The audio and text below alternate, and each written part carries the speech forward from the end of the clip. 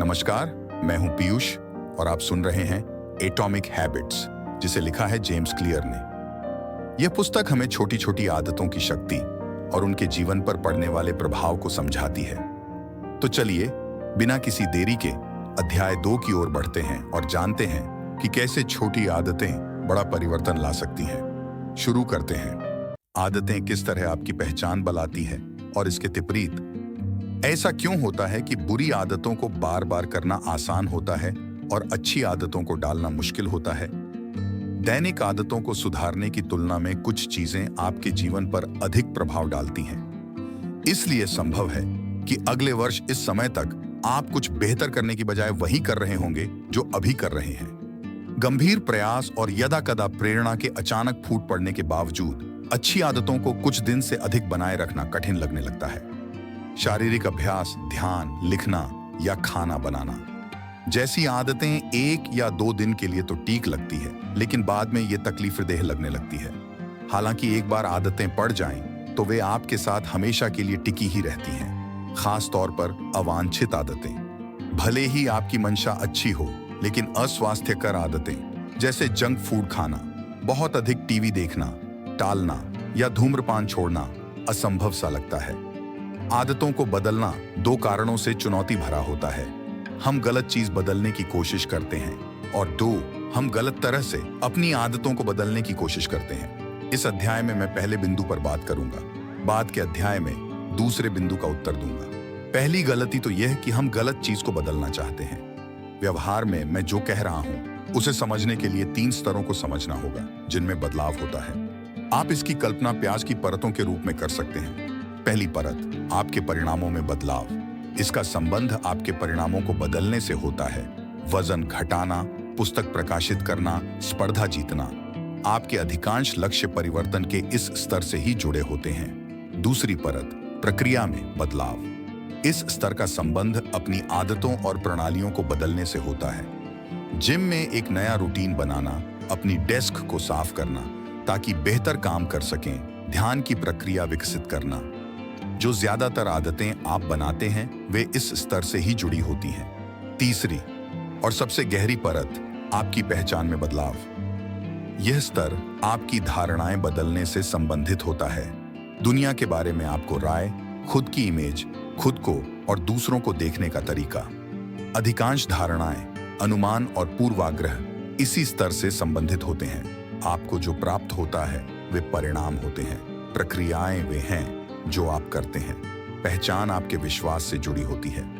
जब स्थायी आदतें विकसित करने की बात आती है, जब 1% सुधारों की प्रणाली विकसित करने की बात आती है, तो समस्या यह नहीं होती कि एक स्तर दूसरे की अपेक्षा बेहतर है या बदतर। सुधार के हर स्तर अपने तरीके से उपयोगी होते हैं। समस्या बदलाव की दिशा में होती है।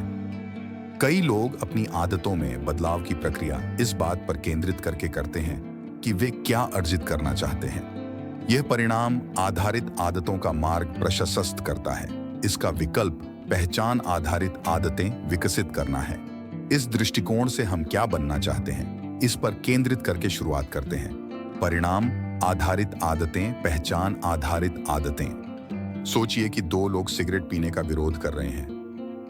जब सिगरेट उन्हें पेश की जाती है तो पहला व्यक्ति कहता है, नहीं धन्यवाद, मैं इससे छुटकारा पाने की कोशिश कर रहा हूं। यह सुनने में अच्छा लगता है, लेकिन वह व्यक्ति अब भी यह मानता है कि वह सिगरेट पीने वाले लोगों में से है और कुछ अन्य करने का प्रयास कर रहा है। वे उम्मीद कर रहे हैं कि उनकी आदत इसी धारणा को लेकर चलने से बदल जाएगी। दूसरा व्यक्ति जिसे सिगरेट दी जाती है वह कहता है, नहीं धन्यवाद, मैं सिगरेट नहीं पीता। बहुत मामूली सा अंतर है, लेकिन यह कहना कि मैं सिगरेट नहीं पीता उस व्यक्ति की पहचान में बदलाव की ओर संकेत दे रहा है। सिगरेट पीना उसकी पिछली जिंदगी का हिस्सा था, अब वह नहीं पीता है। इसलिए उस व्यक्ति की पहचान सिगरेट पीने वाले व्यक्ति के रूप में नहीं की जा सकती। ज्यादातर लोग जब सुधार करने की शुरुआत करते हैं तो पहचान बदलने के बारे में सोचते भी नहीं हैं। वे सिर्फ यह सोचते हैं, मैं स्किनी परिणाम होना चाहता हूं और यदि मैं इसी डाइट का अनुसरण करता रहा तो मैं स्किनी प्रक्रिया हो सकूंगा। वे लक्ष्य तय करते हैं और यह निर्धारित करते हैं कि क्या करना है ताकि लक्ष्य हासिल कर सकें। इसमें वे उस धारणा की चिंता नहीं करते हैं जो उनकी प्रक्रिया को चला रही है। वे खुद को किस तरह से देख रहे हैं, उस नजरिए को वे नहीं बदलते हैं और न ही इस बात को मानते हैं कि उनकी पुरानी पहचान उनके बदलाव की नई योजना को खंडित कर सकती है। हर प्रणाली में होने वाले कार्यों के पीछे धारणाओं का एक तंत्र रहता है। लोकतंत्र की प्रणाली आजादी, बहुमत का शासन और सामाजिक समानता की धारणा पर टिकी है। तानाशाही की प्रणाली अलग धारणाओं पर टिकी है, जिसमें सारे अधिकार किसी एक के हाथ में होते हैं और कठोर आज्ञा पालन होता है। लोकतंत्र में आप कई तरीके सोच सकते हैं ताकि अधिक से अधिक लोग वोट दें, लेकिन इस तरह के बदलाव की उम्मीद तानाशाही में नहीं होती है। यह तानाशाही प्रणाली की पहचान नहीं है। वोट देना ऐसा व्यवहार है जो कुछ तरह की धारणाओं में असंभव है। चाहे हम किन्हीं व्यक्तियों, संगठनों या समुदायों की बात करें, लेकिन इस तरह का पैटर्न वहां भी होता है। धारणाओं और अनुमानों के कुछ ढांचे होते हैं जो प्रणाली को आकार देते हैं। इसमें निहित आदतों से पहचान बनती है। जो व्यवहार स्वयं के प्रतिकूल होगा वह लंबे समय तक नहीं चलेगा। यदि आप अधिक पैसा चाहते हैं और आपकी पहचान उन लोगों में से है जो कमाने से अधिक खर्च करते हैं, तो आप हमेशा अर्जित करने की बजाय खर्च करने में ही प्रवृत्त होते रहेंगे। आप अच्छी सेहत चाहते हैं, लेकिन यदि आप हमेशा आराम को ही प्राथमिकता देते रहेंगे, तो शरीर की ट्रेनिंग की बजाय आप आराम करते रहेंगे। यदि आप अपने जीवन की पुरानी धारणाओं को नहीं बदलते हैं, तो अपनी आदतों को बदलना बहुत मुश्किल है। आपके पास एक नया लक्ष्य और नई योजना हो सकती है, लेकिन आप क्या हैं, आपने उसे नहीं बदला। बोल्डर, कोलोराडो के उद्यमी ब्रायन क्लार्क की कहानी इसका उत्तम उदाहरण मानी जा सकती है। ब्रायन ने मुझे बताया कि जहां तक मुझे याद है कि मुझे अपने नाखून चबाने की आदत रही है। जब मैं छोटा था, तब घबराहट में नाखून चबाने से इस आदत की शुरुआत हुई थी। बड़े होने पर यह अवांछित आदत में तब्दील हो गई। एक दिन मैंने सोचा कि तब तक नाखून नहीं चबाना है जब तक वे बढ़ न जाएं। अपनी इच्छा शक्ति से मैंने वह कर दिखाया। फिर ब्रायन ने कुछ चमत्कारिक किया। मैंने अपनी पत्नी से कहा कि पहली बार मेरा मैनिक्योर करा दें। मेरा सोचना था कि यदि मैंने नाखूनों के लिए पैसा देना शुरू कर दिया तो मैं उन्हें चबाऊंगा नहीं। और इसने काम कर दिखाया, लेकिन केवल पैसे के कारण नहीं। मेरे नाखून मैनिक्योर के कारण सुंदर हो गए थे। यह पहली बार मैंने देखा। मैनिक्योर करने वाले ने भी कहा कि मेरे नाखून यदि चबाए न जाएं, तो ये वास्तव में स्वस्थ और आकर्षक हैं। अचानक मुझे मेरे नाखूनों पर गर्व होने लगा। ये ऐसा था कि जिसके बारे में मैंने कभी इच्छा तक नहीं की थी और इसने मुझे अचानक से बदल कर रख दिया। मैंने उसके बाद एक बार भी नाखून नहीं कुतरे। इसी कारण से मैं अब गर्व से उनकी इतनी कद्र करता हूं। जब आदत आपकी पहचान का हिस्सा बन जाए, तो वह प्रेरणा का भीतरी स्वरूप होता है। यह कहने के लिए एक ऐसी बात है कि मैं इसी तरह का व्यक्ति हूं जो यह चाहता था। यह उससे बहुत अलग है कि मैं ऐसा व्यक्ति हूं जो ऐसा ही है। किसी पहचान विशेष पर यदि आप गर्व अनुभव करते हैं, तो आप उतने ही अधिक प्रेरणा से भरे होंगे और उससे संबंधित आदतों से जुड़े होंगे। यदि आप अपने बालों के लुक पर गर्व करते हैं, तो आप कई तरह की आदतें इसकी देखरेख से संबंधित बना चुके होंगे। यदि आपको अपने बाइसेप्स पर गर्व है, तो आप कभी भी शरीर के ऊपर के हिस्से का वर्कआउट बंद नहीं करेंगे। यदि आपकी अपने द्वारा बनाए गए स्कार्फ पर गर्व है, तो हफ्ते में आप कई घंटे स्कार्फ बुनने में लगाएंगे। एक बार आपकी गर्वानुभूति परिदृश्य में शामिल हो गई, तो आप कैसे भी करके उस आदत को बनाए रखेंगे। वास्तविक रूप से व्यवहार का बदलना ही पहचान बदलना है। आप किसी प्रेरणा से ही आदत की शुरुआत करते हैं, लेकिन केवल एक ही कारण से आप उस आदत में बने रहते हैं, क्योंकि वह आपकी पहचान बन चुकी होती है। हर एक व्यक्ति खुद को जिम जाने, 1 या 2 बार सेहतमंद खाना खाने के लिए तैयार कर सकता है, लेकिन यदि आप व्यवहार के पीछे की धारणा को नहीं बदलते हैं, तो लंबे समय तक इस पर चलते रहना कठिन होता है। सुधार तब तक अस्थायी रहते हैं जब तक कि वे उसका हिस्सा नहीं बन जाते जो आप हैं। लक्ष्य पुस्तक पढ़ने का नहीं, लक्ष्य पाठक बनने का है। 0 लक्ष्य मैराथन में दौड़ने का नहीं, लक्ष्य धावक बनने का है। 0 लक्ष्य वाद्य सीखने का नहीं, लक्ष्य संगीतकार बनने का है। आपका व्यवहार आपकी पहचान को प्रतिबिंबित करता है। आप जो करते हैं वह इस बात का संकेत है कि आप किस प्रकार के व्यक्ति हैं। आपकी धारणा इस पर निर्भर करती है कि आप इसे सजगता के साथ करते हैं या बिना सजगता के। शोध बताते हैं कि एक बार व्यक्ति किसी पहचान के एक पहलू पर धारणा बना लेता है तो वह उस धारणा के साथ और जुड़ता चला जाता है। उदाहरण के लिए, जो व्यक्ति मतदाता के रूप में पहचाने जाते हैं वे उन लोगों की तुलना में वोट देने के अधिक इच्छुक होंगे जो कहते हैं कि हम वोट देना चाहते हैं। इसी प्रकार से जो व्यक्ति अपनी पहचान में एक्सरसाइज को शामिल कर चुका होता है उसे कभी प्रशिक्षण लेने के लिए समझाने की जरूरत नहीं होगी। सही करना आसान है। कुल मिलाकर जब आपका व्यवहार और आपकी पहचान दोनों एक हो जाते हैं तो आपकी व्यवहार बदलने की आवश्यकता नहीं होती। आप उसी तरह से व्यवहार करते हैं जैसे आप हैं। आदत बनने के सभी पहलुओं की तरह यह भी दुधारी तलवार है। जब यह आपके लिए काम करती है तो पहचान बदल जाती है और आत्म सुधार का शक्तिशाली बल मिलता है। जब यह विपरीत काम करती है तो आपकी पहचान श्राप बनकर रह जाती है। एक बार आपने पहचान को अपने भीतर बैठा लिया तो अपनी निष्ठा उसके प्रति समर्पित करना आसान हो जाता है ताकि यह आप में बदलाव की क्षमता पर असर डाल सके। कई लोग संज्ञानात्मक नींद में ही जीवन निकाल देते हैं और उनकी पहचान से जुड़े मानकों का आंख बंद कर पालन करते रहते हैं। 4. अचेतन, अर्धचेतन, अवचेतन आदि सभी शब्दों का उपयोग वैचारिक सजगता के अभाव के लिए किया जा सकता है। अकादमिक क्षेत्रों में भी इन शब्दों का अक्सर इस्तेमाल किया जाता रहा है बिना किसी सावधानी के। अचेतन शब्द का उपयोग मैं इसलिए करना चाहूंगा कि यह बहुत व्यापक है, जिसमें दिमाग की दोनों प्रक्रिया आ जाती है जहां हम सजग रहकर कभी नहीं पहुंच सकते और इस बात पर ध्यान नहीं देते हैं कि हमारे आसपास क्या है। अचेतन से उन सब बातों का वर्णन होता है जिनके बारे में आप सजग रहकर नहीं सोच रहे होते हैं। मुझे दिशाएं याद करने में परेशानी होती है। मैं सुबह उठ नहीं सकता। मैं लोगों के नाम याद नहीं रख सकता। हमेशा मैं देर से पहुंचता हूं। टेक्नोलॉजी के मामले में मैं अच्छा नहीं हूं। मुझे गणित बहुत कठिन लगता है और भी अन्य हजारों बातें। जब आप कोई कहानी स्वयं के लिए लगातार वर्षों तक चलाते रहते हैं तो आप एक मानसिक ढांचे में उतर जाते हैं और उसी को सच मानने लगते हैं। कुछ समय बाद आप कुछ कार्यों से इनकार करने लगते हैं। मैं ये कर ही नहीं सकता।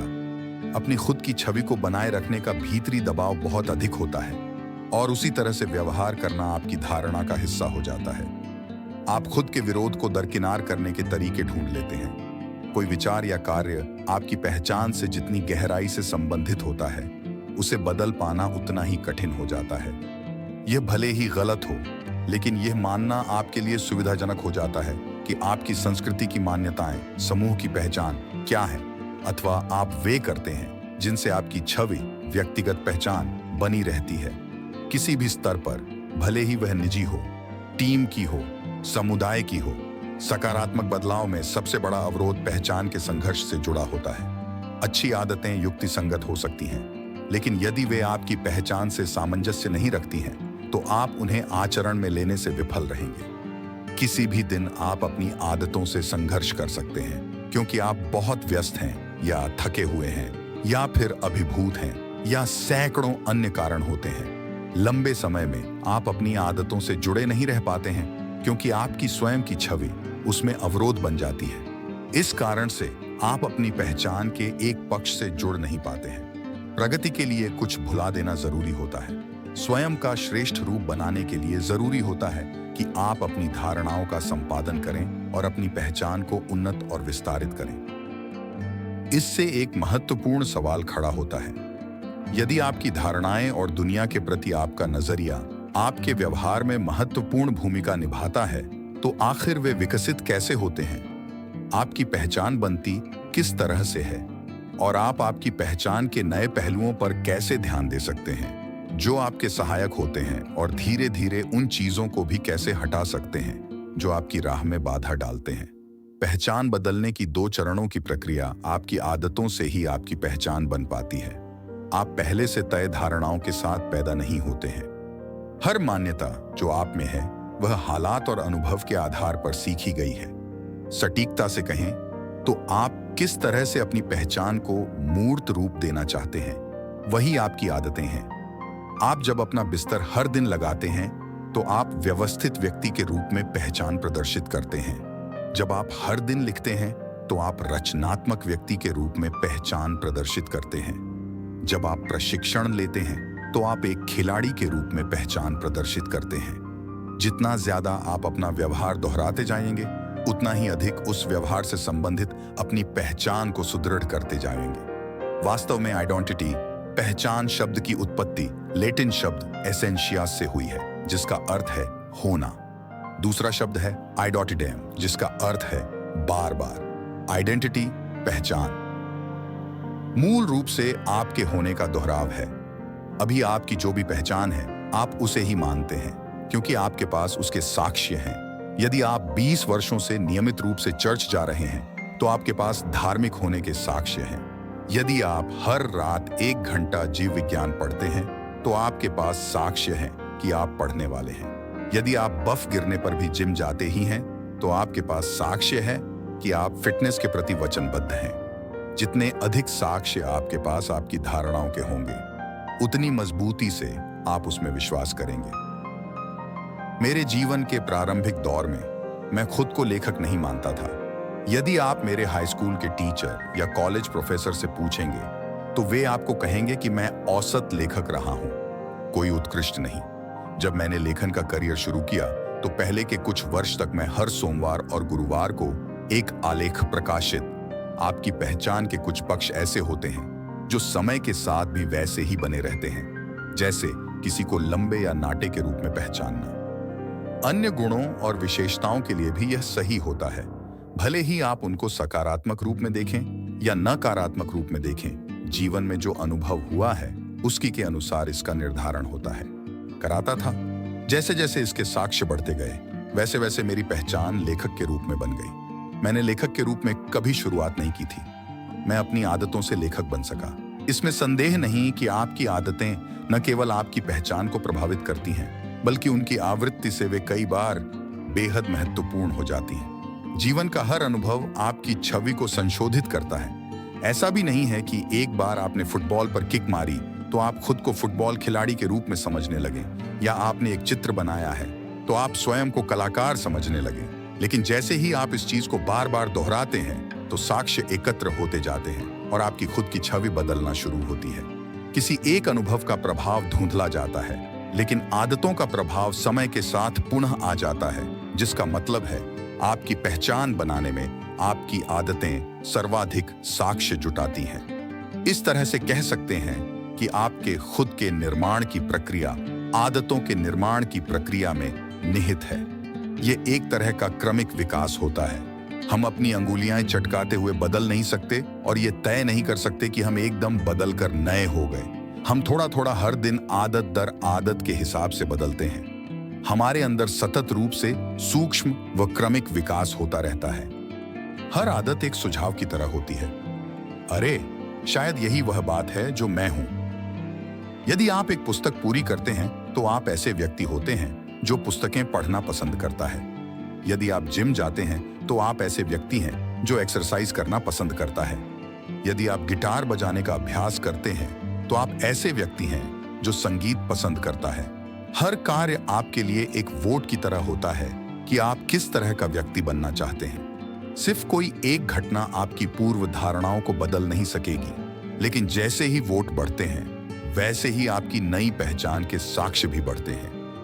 यही कारण है कि अर्थपूर्ण बदलाव के लिए क्रांतिकारी बदलाव की जरूरत नहीं होती। छोटी छोटी आदतें नई पहचान के साक्ष्य देकर अर्थपूर्ण बदलाव लाती हैं। और यदि कोई बदलाव अर्थपूर्ण होता है तो यह वाकई में बड़ा होता है। ये छोटे छोटे सुधारों का विरोधाभास है। इन सबको एक साथ देखा जाए तो आप पाएंगे कि आदतें ही आपकी पहचान बदलने का मार्ग है। आप कर्ण हैं। इसे बदलने का सबसे ज्यादा व्यावहारिक उपाय यही है कि आप जो करते हैं उसे बदल डालें। हर बार जब आप एक पेज लिखते हैं तो आप लेखक होते हैं। हर बार जब आप वायलिन का अभ्यास करते हैं तो आप संगीतज्ञ होते हैं। हर बार जब आप एक्सरसाइज शुरू कर देते हैं तो आप एथलीट होते हैं। 0। हर बार जब आप कर्मचारियों को प्रोत्साहन देते हैं तो आप लीडर होते हैं। हर आदत न केवल परिणाम लाती है बल्कि आपको बहुत कुछ सिखाती भी है। जैसे खुद पर विश्वास करना। आप यह विश्वास करना शुरू कर देते हैं कि आप इन चीजों को अर्जित कर सकते हैं। जब वोट बढ़ने लगते हैं तो साक्ष्य भी बदलने लगते हैं। आप जो कहानी खुद से कहते हैं वह भी बदलने लगती है। यह सही है कि यह बात विपरीत रूप से भी काम करती है।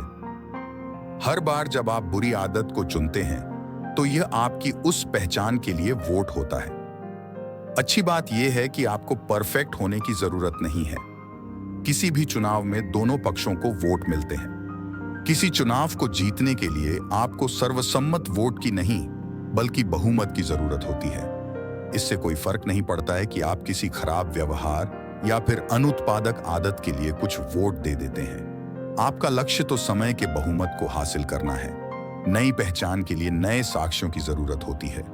यदि आप उसी तरह से वोट करते रहे जैसे पहले से करते रहे हैं तो वैसे ही नतीजे आपको प्राप्त होंगे। यदि कुछ बदलते नहीं हैं तो कुछ बदलेगा नहीं। यह एकदम सरल 2 चरणों की प्रक्रिया है। 4, यह तय करें कि आप किस तरह के व्यक्ति बनना चाहते हैं। 2, छोटी छोटी जीतों से खुद को साबित करें। पहले यह तय करें कि आप क्या बनना चाहते हैं। यह प्रत्येक स्तर पर हो सकता है, चाहे वह व्यक्ति हो, टीम हो, समुदाय हो या राष्ट्र हो। आप किसके समर्थन में रहना चाहेंगे? आपके सिद्धांत और मूल्य क्या हैं? आप किसके जैसा बनना चाहते हैं? ये बड़े सवाल हैं और कई लोग तय नहीं कर पाते कि शुरुआत कहां से करनी है, लेकिन वे जानते हैं कि किस तरह के नतीजे उनको चाहिए। वे 6 पैक एब्स चाहते हैं, कम बेचैन होना चाहते हैं या फिर अपना वेतन 2 गुना करना चाहते हैं। यह अच्छी बात है। अब आप जिस तरह के व्यक्ति बनना चाहते हैं उसके परिणाम से उल्टा चलना शुरू कीजिए और पीछे तक आते हुए पूरा तरीका समझ लीजिए। आप अपने आप से पूछें, वह किस तरह का व्यक्ति होता है जो मेरी इच्छा वाला परिणाम हासिल कर सकता है? वह किस तरह का व्यक्ति होता है जो 40 पाउंड वजन कम कर सकता है? वह किस तरह का व्यक्ति होता है जो नई भाषा सीख सकता है? वह किस तरह का व्यक्ति होता है जो सफलता से स्टार्टअप चला लेता है?